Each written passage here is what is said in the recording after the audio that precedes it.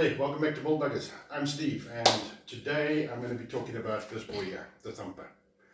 I've had a couple of friends, people that know me and have seen me still in the past with some of my older stills, which were quite a bit bigger than the baby, and I never used the Thumper on those setups.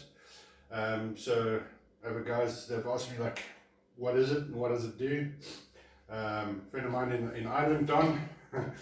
This is for you.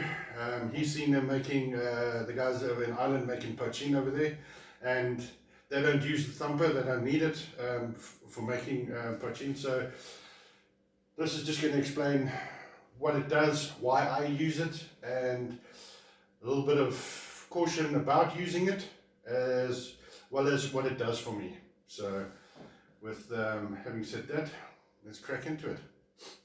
Okay, hopefully you can see me behind here. But so when I bought the still, as you've seen in my previous videos, this is how my setup has always been in my previous series. However, when I bought the still, it only had these two components, the pot and the condenser. So I added this to it. It didn't come with a Thumper. Most of you, when you may want to buy a still setup, will probably have a Thumper attached to it, but it's 9 times out of 10 going to be made out of copper, if it's a copper still, and the guys are used to that setup. So with this, for me, technically this is how my setup, how I got my setup. Now this is just as good than using the Thumper. Nice thing about this system now is, and how you buy it like this is, I would say, the best way for you to start off with. It doesn't matter, the shape of your still may vary and can change, but a simple system of pot going straight through to the condenser is perfect. It'll give you a very good drinkable product for you to have afterwards. There's nothing wrong with this. I always say keeping it simple is the best way. It's how they've been making whiskey and whatnot for centuries now. So I can't emphasize that enough. All right, so let me explain this now. So the difference between this system and having a Thumper with it. This here is what you call an open system. There's no blockages. Basically, you would fill up your still to 3/4. All right. The thing about what we're doing with the still is we're not boiling water like a kettle to make a cup of coffee or a cup of tea. We try to create steam. Steam is what's important for us as distillers. So in order to create steam, you need to have an area above your mash or your beer that you're putting in to be able to create volume of steam, and then create pressure in here to push it down your arm and into your condenser, where it'll cool, go through the coil, and then cool it down with the water supplied here, and out will come your alcohol. All right, so having said that, there is no blockage. So it is an open system. However, the Thumper creates a different dimension to the way your system is set up. Okay, this may take a bit of fumbling around. So this inlet here, as you can see, goes all the way to the bottom. I've made this myself. It's purely a piece of 15mm copper tubing used for plumbing. I cut off at a bevel there so that it just reduces any chance of any liquids or solids forming a bit of a blockage down there. That makes it harder and the port a bit bigger. Right, so that, as you saw, goes all the way to the bottom. That connects up there. I'm not going to bother with the nut. Then for this job, I simply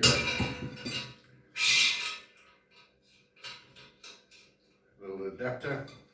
Now this part, you can see it doesn't go all the way down. It basically, you can't see it from the video, but there's a lip here, so it just needs to be slightly down, but basically it's just fitting into the top lid.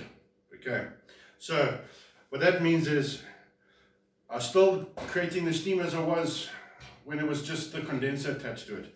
But now what's happening is I need to push that steam down into my thumper.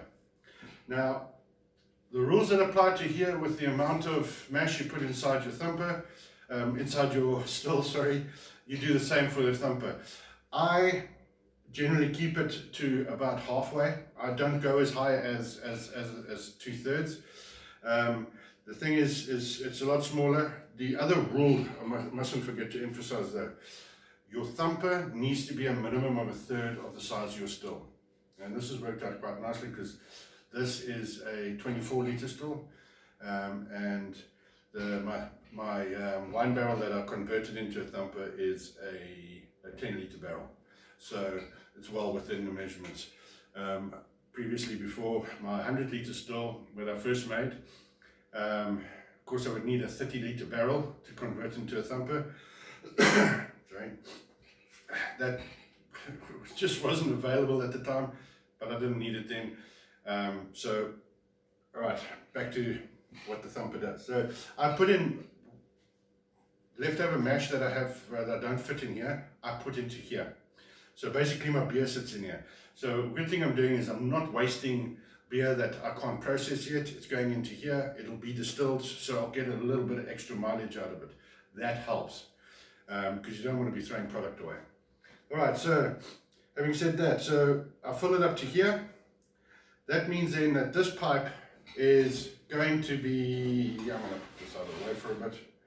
So this is going to be pushing that steam pressure down into your mash down here. Now, this is where it gets tricky now, but because you're going into a steam and you're going into a liquid, you are now forming a blockage. All right. So that's where you need the pressure volume of steam in here to be able to go down and into the bottom of the liquid that's in here. This then starts to thump, and that's one of the cool things about it being a thumper, is not just that it helps you make alcohol, but that it makes a noise and it's pretty fun to listen to. There's also a good thing is if you're busy, then you can hear it thumping away and it keeps you attentive. Okay, so the steam comes down and starts to then recondensate down in here. All right. What happens is water, as we all know, boils at 100 degrees. Ethanol boils at 87 degrees, 87.5. All right, so the steam will carry on pumping in here and recondensating until this mash gets to 87.5 degrees. All right, so once that starts to happen and this starts to boil, then now you're going to be creating steam in here as well. Now that steam pressure here is now going to push up and out through your outlet pipe and in through your condenser, as it would when it came through from here. All right, so now, what is the actual thumper doing? You've heard me refer to it before as a doubler. That's not 100% correct. If you were getting, say, an average of 58% out of here and you're putting it through the thumper, that you are going to get, 110 proof. Not going to happen. Because the effect will start to slow down as this heats up. All right, the mash down here. The fact is then, because as the temperature gets to there, the steam coming here is not condensating fully, obviously, because the temperature is now too high and it's already starting to steam off already and boil. So for a majority of the time, while it's still starting to boil, it's having a quite a big effect on what the steam's coming through. But as this gets hotter and we get towards the end of the run, that effect will drop off slightly. It's not going to drop off completely because there's still some condensation happening, but the effect is a lot less than in the beginning of the run. Okay, so it's a doubler, but not 100% double. The reason why I use the thumper though is especially for my whiskey runs. I found that using my big still without the thumper, I get a good product, but when I put it through the thumper, I'm almost redistilling the steam that's coming through my system. So I end up getting a much smoother and refined alcohol and drink down at the end of the day. And I liked it the first time I tasted it. I haven't changed it since. I've maybe tweaked it slightly, but I'm getting a good product. I love drinking it, so why change it? Alright, so that's pretty much what the Thumper does, I think. I'll probably realize that I've left something out after I've edited the video, but we'll get there. Alright, now comes the cautions. Alright, because this is no longer a closed system because of that liquid inside here. Alright, you have a problem with pressure. Now, the physics behind it is, as you increase your temperature, you increase the pressure, which is pushing this through and then pushing it through this thing. Same in here. From here to here is an open system, but this section is now closed because of this blockage of liquid here. So, if you're buying a still, a pot still like this has an easy and efficient way of releasing the pressure. Some of the other systems that are more closed and they've got the clamps and stuff like that, look out for a valve. They might have it in your arm here, or they'll have a valve somewhere on your still itself. With this one, okay, so why? If at the end of my run, I switch off my still, as soon as I turn this gas off, then I am now basically decreasing the pressure of the steam inside here. That's the physics of it. More heat, more pressure, less heat, pressure drops. Now the problem is that because this is still sitting in liquid, there's no way to release this pressure. So the first thing I will do when I am finished my run, I will crack this nut off and tap it up. If I want to be extra and even more careful, I will literally just crack this top here. Okay, there is now I've broken the seal around the top of the still, so I don't have to worry now. There is no longer a vacuum going to be caused there. Now, it might sound, yeah, but it's not that big. I mean, what damage can it do? Actually, can do a lot of damage.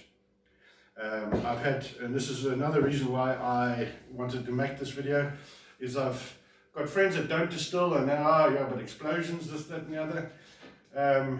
This here, yes, can cause an implosion because of the vacuum.